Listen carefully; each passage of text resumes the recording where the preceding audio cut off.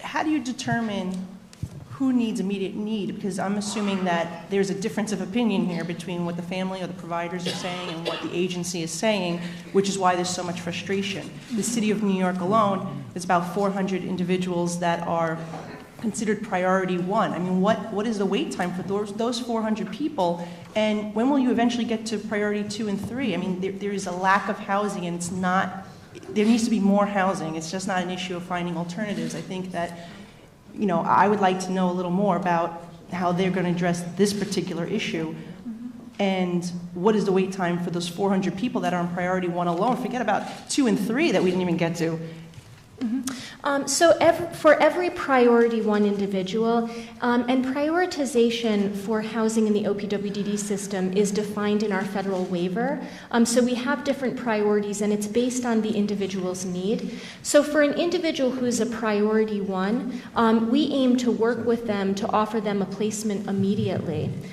So to the extent that you're aware of folks who are priority 1, who are not getting access to immediate placement, I'd like to sit down and talk with you about them, because they are all working, both individuals and families, with our regional offices to access placements as they're needed. Okay. But then we talk about, let's say priority 1 is being assisted. Those individuals in priority 2, I have a family, for instance, in my district that came to see me. They have an adult son who, they're aging, they're seniors, adult son who weighs like 250 pounds. They cannot do this on their own. They even if they are looking for, let's say, long-term down the road, when we get to that time, if we don't do something now about the housing crisis, we're going to be in the situation where priority 2 and 3 are not being addressed at all.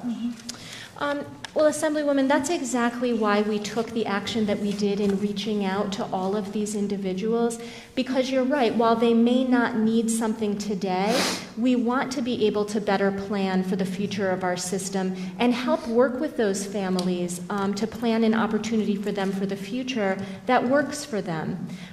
It's also been a recommendation of our transformation panel that we really look at how those prioritizations work and ensure that for people living at home, we do have a plan for those individuals so that we have a long-term solution for their housing needs. Okay, I'm not getting an answer, so I'm going to move on. We'll talk about this at another time, one-on-one, but I want to move on because I only have a minute left. I want to just echo the sentiment that has been expressed by my colleagues regarding the minimum wage increase. I think it is really irresponsible to put in a proposal to increase the minimum wage without putting the funding. This is sort of, in the numbers, you had mentioned that you do not have the figures of what it would cost, but the providers have given me a figure, and the figure is about $250 million a year and about $1.5 to $2 billion by the year 2020. We can't just, that would equate to basically a $2 billion cut to these providers if we're not going to do anything about providing. So we can't. It's great to say we want to give everyone a minimum wage increase, and I think that the individuals in this sector certainly do deserve to be paid more than they do at this time. But it's really irresponsible to say this is going to be mandated on them without putting the funding to go with it. So that's just my comment. You don't really have to answer because you didn't have an answer when they asked you earlier. The third point I just want to say is that family and advocates continue to express their concern about the fate of OPWDD and the thought that a lot of the responsibilities are falling more and more under the auspices of the DOH. And as you know, obviously, the OPWDD has not had a permanent commissioner in some time. And I think that a lot of the local advocates are concerned that there's no individual that they can go to locally. There used to be an individual in the county that they could work with on a regular basis. Now that's more of like a regional individual that's handling a lot more territory. What can you say to these providers and family members that have these concerns to kind of ease those concerns about the future of OPWDD? Well, I would say a couple of things. First, it is correct that the Department of Health now handles rate setting for the entire Medicaid program, but we work very closely with the Department of Health as the lead policy agency on how those rate changes are implemented. We also, as you referenced, have staff in each region that families do work with. And they're very used to going out and working with families and how those needs can be met. OPWDD as an agency has existed since the time of Willowbrook, as you know, and the Willowbrook consent decree, and continues to work to advocate for services for the individuals in our system. Thank you. Thank you. Senator. Thank you. Our next speaker would be Senator Savino. Thank you, Senator Young. Commissioner, don't feel like you're about to be tag teamed by Assemblywoman Malliotakis and myself. I've listened to the testimony, I read it, and if I listen to just you, it seems like everything is fine and dandy with OPWDD and our provider agencies.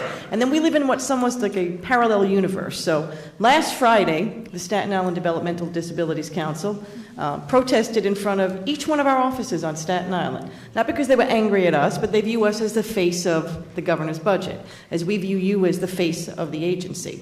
So to the providers themselves, they don't see things as rosy as you're presenting them. They are terrified about the minimum wage proposal. It has been said many times. I've said this publicly.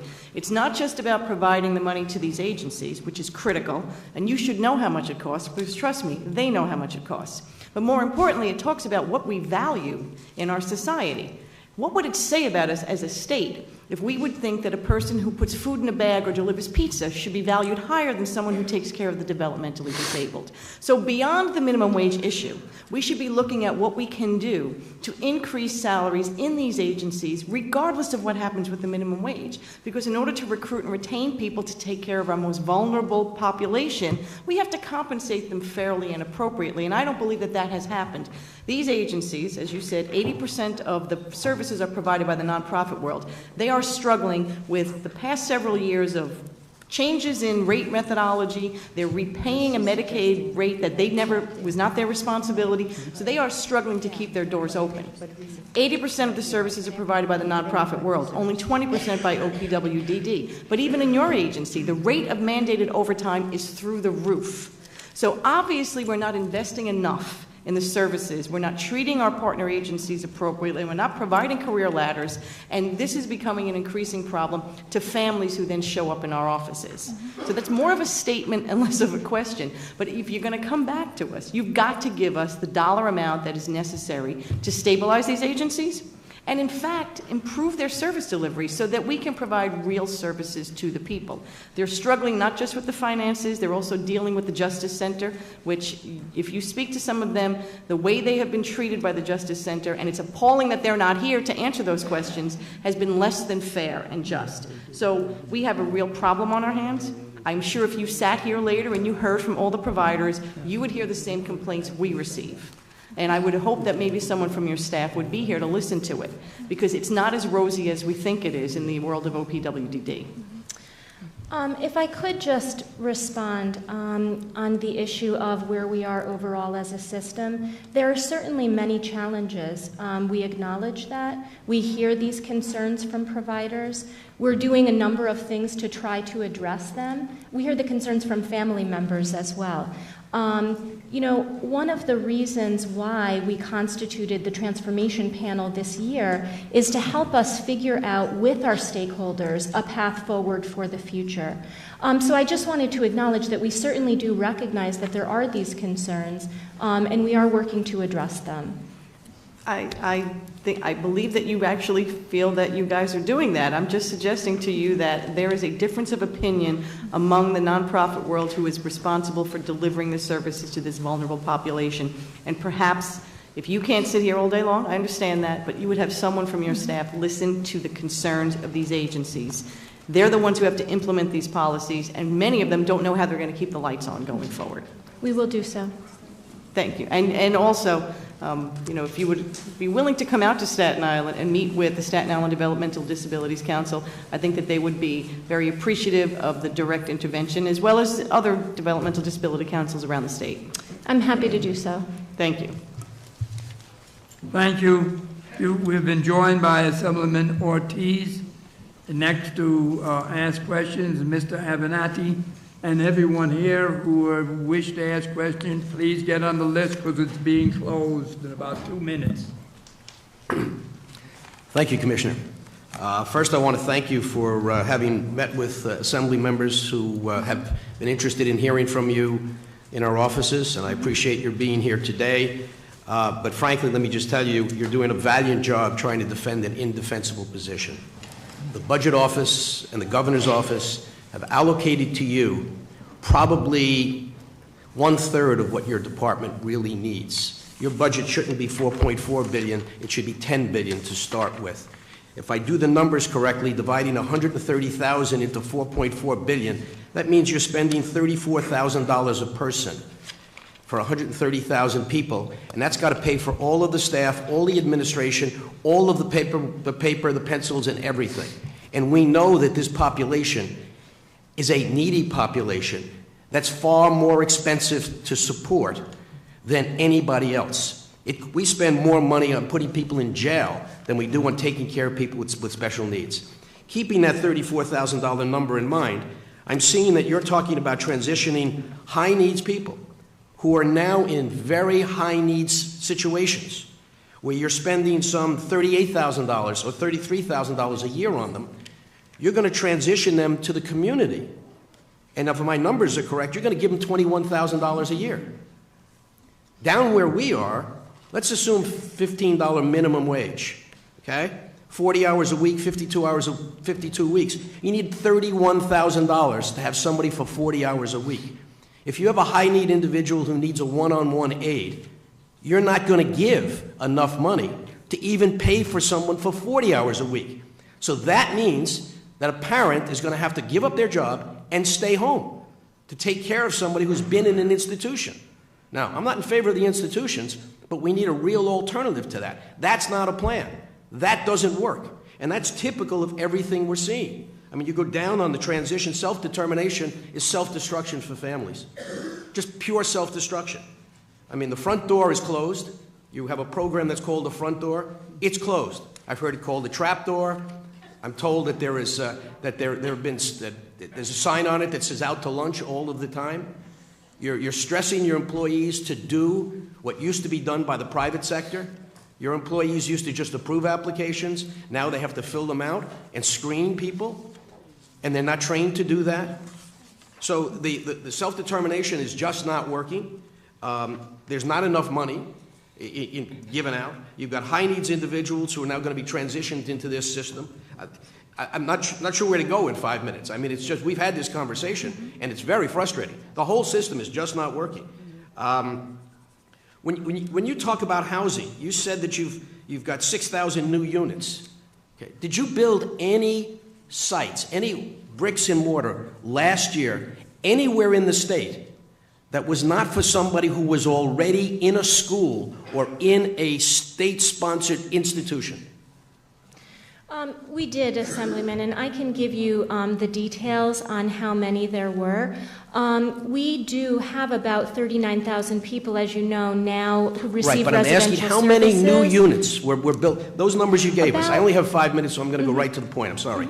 How many new units were built for somebody who was not in a school and was already a state responsibility? My understanding is the answer is 0. Is that correct? No, there are some. It's a limited number because the majority of new development that happens is for people who have higher needs, like those who are coming from residential schools. Right, and I'm aware of, it's well known on the street. If you want your kid to be in a group home, you put him in a residential school for the last 2 years, and then the state has to find a place for him. If you do that, he will never get into an institution, and that's not what our plan should be. It should not be that people give up their kids far sooner than they wanted to. We should be able to say to people, your kid can stay home as long as he can, but there will be a place for him when he's ready to go into one. But that's not what we have today. As we go down, how many 21-year-olds are there presently today in residential facilities, residential schools? Do you know? We are working with about 100 individuals who are in out-of-state schools that have aged out. No, I'm talking about in-state. There's a little over 200 that we're 200? We've got 100 in Westchester County alone. I know that many. Mm-hmm. Well, there are individuals who are in residential schools, and then there are other individuals that we work with who are living at home with their families that are in the educational system. And we're working with a number of those as well. But you don't have a survey of how many 21-year-olds there are ready to come out of residential schools, or 20-year-olds or 19-year-olds that we're going to need spots for in the near future? We do know how many students are in residential schools that we need to work with. And their ages? We do. Could you provide us that number? We certainly can, yes. Because that'll tell us how many units we need just for them, right? We can, yep. Now, on the housing, you talk about $10 million, as somebody said. That's one home for each of the counties in the state, assuming the house costs $175,000. Now, in Westchester County, the average sales price of a home is $660,000. In Brooklyn, it's $880,000. How do you expect to buy even one home downstate with that kind of money? So the $15 million that I referenced is for OPWDD participation in larger supportive housing projects. So this would buy a number of units in development projects. Are you watching the federal happening. lawsuit in Westchester County where the federal government is fining Westchester County because they can't get 750 units of affordable housing built over a 5-year period? And you think that there are programs out there for affordable housing that you're going to piggyback on? Well, we also have the $120 million I referenced that will help support those individuals who are living at home. But again, living at home, that means the parents are staying home taking care of them because you're not giving them a living wage for an assistant to stay there during the day. Well, these would be people that want to move out of their homes and access a residential placement, but it will also support in-home services. I'd like to go to one last topic because I'm out of time. Justice Center. You're not responsible for the Justice Center, but you are an employer subject to the Justice Center. Do you know how many employees you have on administrative leave because the Justice Center has claimed that, has made an allegation against them? And what's the average time period that they're out of employ? Assemblyman, I can provide that information to you. It varies because allegations are made, staff do go out on leave, and then they return. But I can follow up and provide that data to you. Because, as you heard from my colleagues, there's a real problem with the Justice Center. It's not just harassing the agencies, it's also not serving the people that it's supposed to protect. I've heard all of the horror stories about how they treat people with disabilities when they go in like an inquisition. But that's not you. That's not your... I'm just trying to get some numbers from you. Because your numbers alone should be telling the budget office, your numbers alone should be telling the budget office that the Justice Department is not, the Justice Center is not working. We will provide that to you, Assemblyman. Thank you. Our next speaker is Senator Tim Kennedy. Thank you, Commissioner. First of all, I know as acting commissioner, you are assuming quite a mess that we're trying to rectify here. I know you have your hands full, and this was something that has been a long time in coming, and I know you recognize the passion that we all have for those folks in the communities that we represent respectively, and I know in your position that you share that passion for these individuals. The more you testify, the more questions I get. We have a moral obligation and a duty to provide the proper amount of resources in this budget to ensure that those most vulnerable in our communities and in society are provided the resources necessary to live a quality of life, to live independently if able. This, I believe, falls far short on that, what you're bringing forward to us today. Although I'm pleased with some of the increases, we have a long way to go here. Can you tell me about the $15 million again? We're talking about the affordable housing. I want to hear about the affordable housing, what we're hearing, and I know it's already been discussed with colleagues of mine from upstate, but how are we going to ensure that these individuals are provided residential resources before it gets to those dire, life-threatening needs of priority one?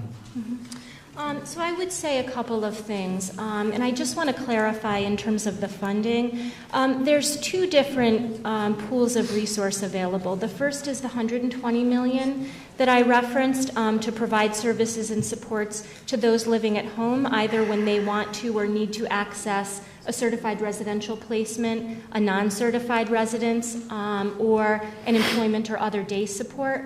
Separate and apart from that is $15 million that we are allocating for investment in these supportive housing projects. And as I mentioned, that's really a new area for us that we are aiming to invest some resources in. So those are separate and apart. With respect to how we're planning for the needs of those living at home, as I mentioned, we are working with many, many families that we reached out to over the course of the last year as part of our residential request list initiative. And for many of them, that planning is ongoing. And for others who may have a need that's more long-term, we're looking at how our system can absorb that need and work directly with those families to plan for a placement when they need that. So can you tell us how many people are on that residential request list?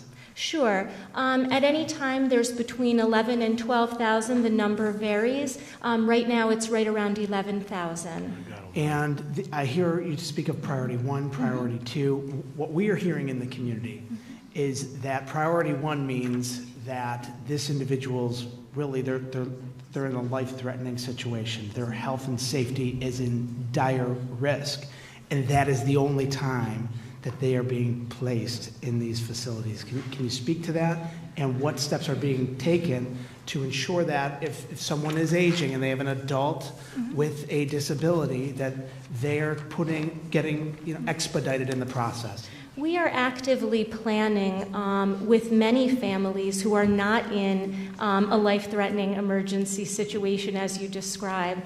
Our regional offices work every day with family members that come to us that are interested in a placement to try to help develop and identify opportunities that will be available to them. And what is the timeline on this?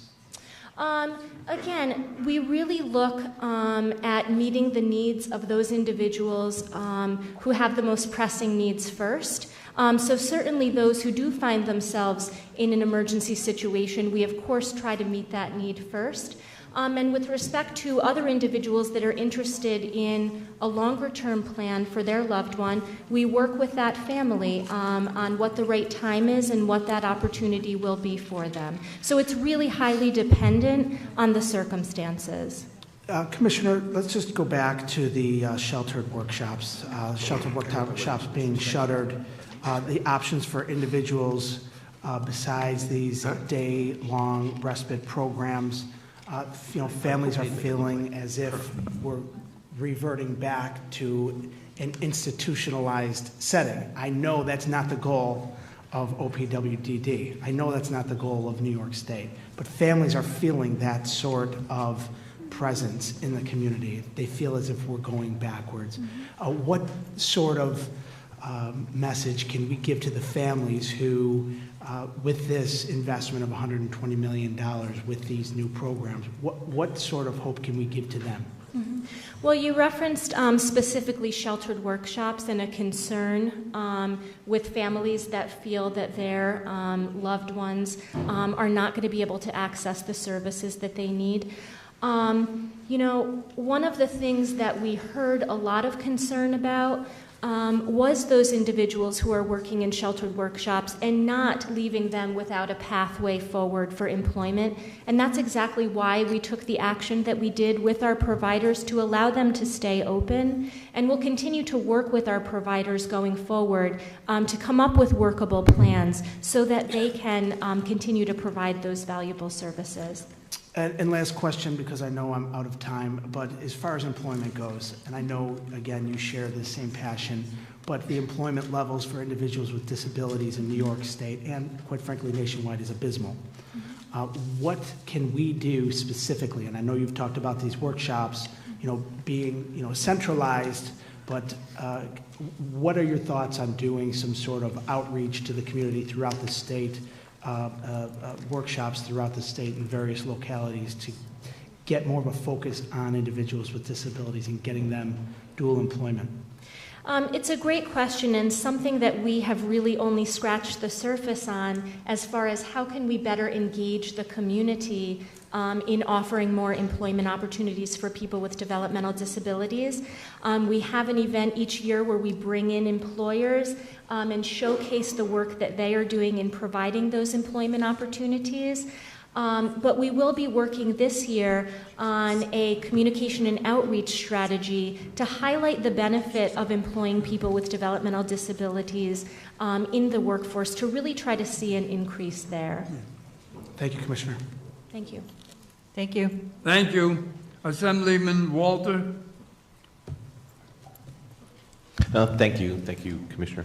A couple of things. I want to follow up on some of the questions that were asked before regarding this.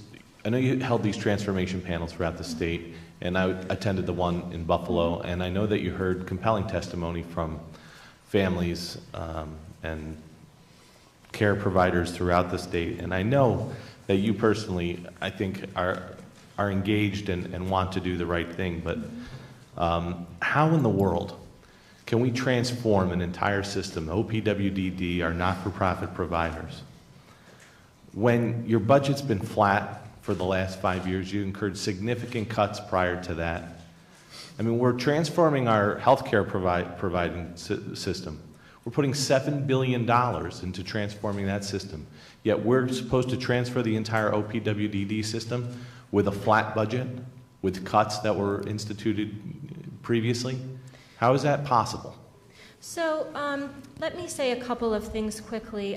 First, as I referenced, we are actually seeing an increase in funding this year available for our services of about $175 million, and that includes a new $120 million for services for people living at home.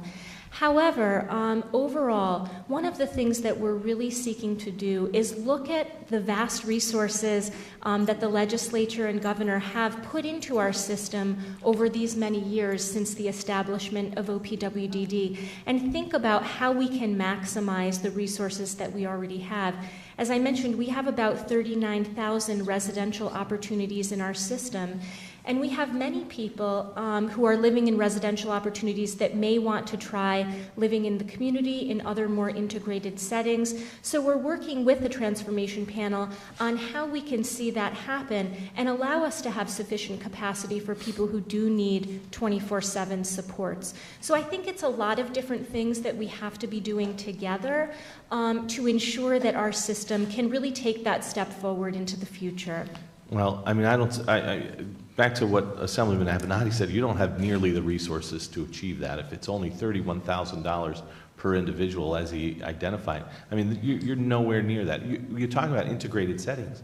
Now, I mean, I can tell you a story about a family in my district. You know, their 20-something-year-old daughter is living in an apartment with where the average age of the apartment building is 65 years old. She's in her 20s. She's got programming that's available to her for 3 hours a day, Tuesday and Thursday. And that's it. That's not an integrated setting. That is being isolated and not receiving the type of support that you need. How can we address that?